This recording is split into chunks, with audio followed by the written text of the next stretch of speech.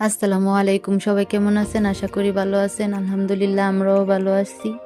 আবারও চলে আসলাম নতুন একটা রেসিপি নিয়ে। আজ আমি তৈরি করে দেখাবো টমেটো সস। এখানে আমি 2 কেজির মতো টমেটো নিয়েছি। এখন টমেটোগুলো ভালো করে ধুয়ে আমি কেটে নেব। দেখুন আমার টমেটোগুলো কাটা হয়ে গেছে। এখন আমি দিয়ে দিব কয়েকটা শুকনো মরিচ আর কয়েকটা আস্ত রসুন আর দিয়েছি পেঁয়াজ। পেঁয়াজটা আমি ফালি করে দিয়েছি। এখন ঢাকনা দিয়ে ঢেকে কিছুক্ষণ রান্না করে নেব। দেখুন আমি কিছুক্ষণ রান্না করে নিয়েছি, প্রায় সিদ্ধ হয়ে গেছে আমার টমেটোগুলো। আবারও আমি ঢাকনা দিয়ে আরও কিছুক্ষণ রান্না করে নেব। দেখুন টমেটোতে পানি উঠে গেছে। এখন আমি নামিয়ে একটা ঠান্ডা করে ব্লেন্ডারে দিয়ে আমি ব্লেন্ড করে নেব।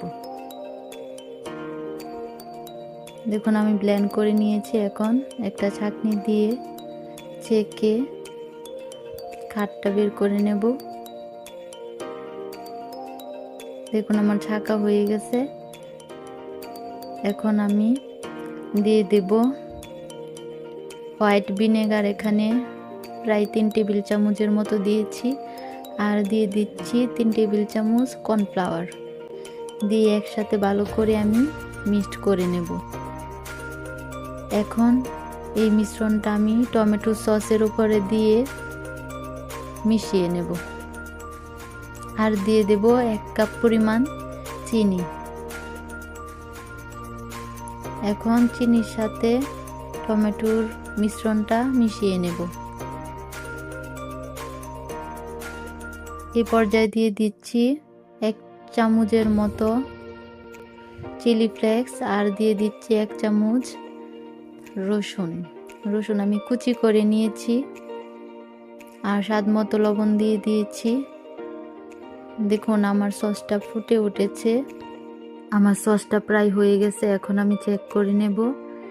একটা প্লেটের উপরে আমি কিছুটা পরিমাণ সস দিয়েছি। দেখুন কিভাবে নিচে পড়ে যাচ্ছে, তার মানে আমার সসটা হয়ে গেছে। এখন নামিয়ে ঠান্ডা করে আমি সসের বোতলের মধ্যে ভরে নিচ্ছি।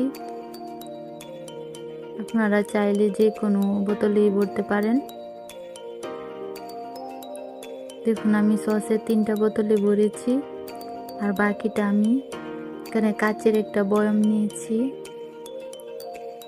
কাচের বয়ামের মধ্যে ভরে নেব।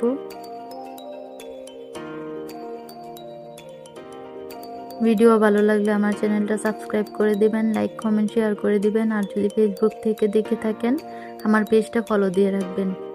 তাহলে আজকের মতো এখানেই বিদায় নিচ্ছি। দেখা হবে পরের ভিডিওতে। আল্লাহ হাফেজ।